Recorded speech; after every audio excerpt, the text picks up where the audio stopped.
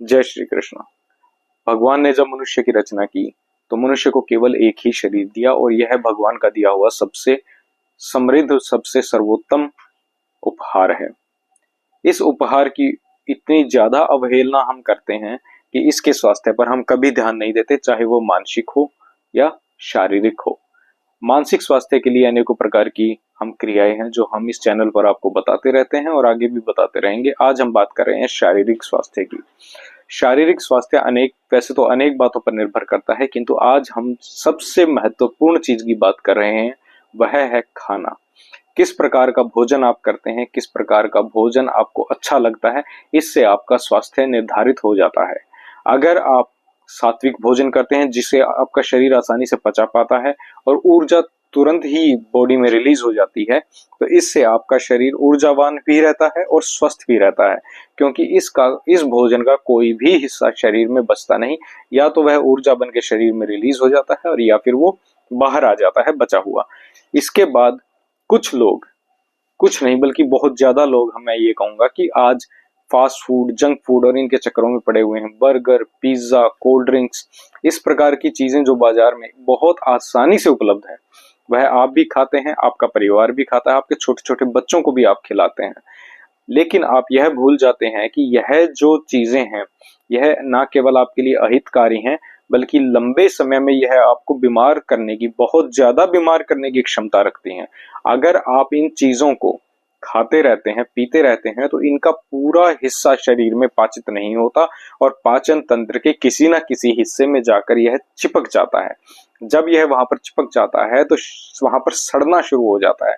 इसकी वजह से आपके शरीर में अनेक प्रकार की गैस बनती है, ब्लोटिंग होती है, आपका पेट फूला फूला महसूस होता है, आपको कब्ज की समस्या हो जाती है, आपको कॉन्स्टिपेशन हो जाता है, और उसके साथ साथ धीरे धीरे, क्योंकि यह शरीर में धीरे धीरे रिलीज होता रहेगा, आपको शुगर की, मधुमेह की और ब्लड प्रेशर, रक्तचाप की समस्याएं आपकी बढ़ती चली जाती हैं। और ये जो समस्याएं हैं, ये पूर्णतया आमंत्रित समस्याएं हैं कि आ बैल मुझे मार। अगर आप अपने शरीर पर ध्यान नहीं देते हैं तो आपका शरीर भी आपका ध्यान नहीं देता है। कुछ समय के बाद शरीर हार मान लेता है और वह जो आप उसके साथ हो रहा है वह होने देता है। फिर आपको पहले जो सिम्टम्स आ रहे थे, जिनसे आपको लक्षण ऐसे, हर शरीर और हर शरीर का तंत्र आपको सिम्टम देता है, लक्षण देता है कि देखिए मुझे अभी आपके ध्यान की जरूरत है। किंतु जब आप उस पर ध्यान नहीं देते हैं तो वह भी धीरे धीरे उस बात से परे हट जाता है, क्योंकि अब वह लक्षण देने के लायक नहीं रहता। इसीलिए आपको चाहिए कि आप अपने भोजन में से प्रोसेस्ड फूड, मैदा, चीनी और इस प्रकार की जो चीजें हैं उन्हें कम से कम उनका सेवन करें, क्योंकि जितना ज्यादा आप इसका सेवन करेंगे उतना ही ज्यादा यह आपके शरीर को नुकसान पहुंचाने की न केवल क्षमता रखता है, बल्कि यह बनाया ही इसलिए जाता है।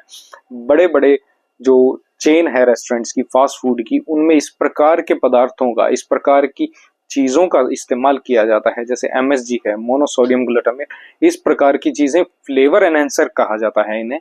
और यह खाने का फ्लेवर इस हद तक बढ़ाती हैं कि आपको धीरे धीरे उन्हीं की आदत लग जाती है, लत लग जाती है। जैसे कि आपने अगर नोट किया हो, और अगर नहीं किया तो आप अभी भी कर सकते हैं।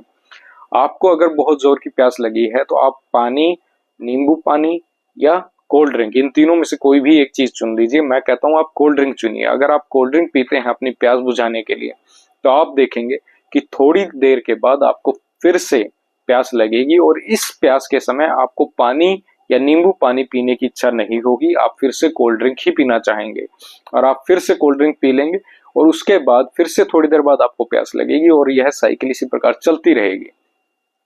क्योंकि इन कार्बोनिक एसिड और इस गैस आधारित पेय पदार्थों में, जो ये मार्केट में कोल्ड ड्रिंक्स और बिकते हैं, इनमें इस प्रकार की चीजों को मिलाया जाता है, इतनी ज्यादा चीनी को मिलाया जाता है कि जब आप इसे पीते हैं तो आपका जो शुगर लेवल बॉडी का एकदम से, आपका ग्लूकोज लेवल एकदम स्पाइक करता है और जब वह पीक पर जाता है उसके बाद एकदम से क्रैश आता है। तो इस प्रकार से आपका ग्राफ मिलेगा, एक बार वो बिल्कुल अप जाएगा और एक बार वो बिल्कुल डाउन आएगा। जैसे ही वो डाउन आएगा आपको तुरंत वह पेय पदार्थ, वह ड्रिंक दोबारा से पीने की आपको इच्छा होगी और ये साइकिल आपका तब तक चलता रहेगा जब तक कि आपका लीवर जवाब नहीं दे देता है।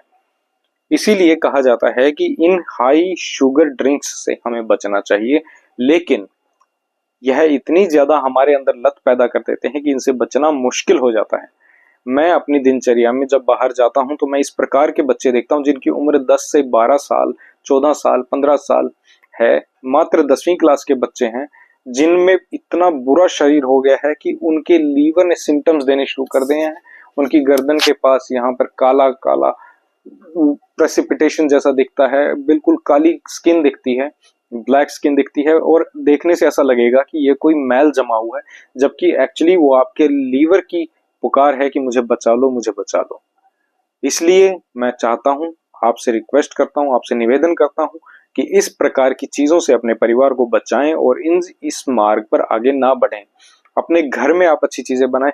शुगर ड्रिंक्स, कोल्ड ड्रिंक्स की बजाय आप घर पर नींबू पानी बनाएं, उसमें थोड़ा मीठा अगर आप डालना चाहें तो डालें, अन्यथा शरीर में केवल नींबू और नमक जो हमारे इलेक्ट्रोलाइट्स हैं, इनसे आपका शरीर अपने आप को चला सकता है, और गर्मी में आपके शरीर में जो डिहाइड्रेशन हो जाता है उसकी पूर्ति करने में यह लगभग सक्षम है। इसलिए आपसे निवेदन है कि आप खुद भी इन चीजों से बचें और अपने परिवार को भी इन चीजों से बचाएं, ताकि आने वाली हमारी जनरेशन जो है वह इस प्रकार बर्बाद ना हो। हम मिलते हैं अगले वीडियो में, तब तक के लिए जय श्री कृष्ण।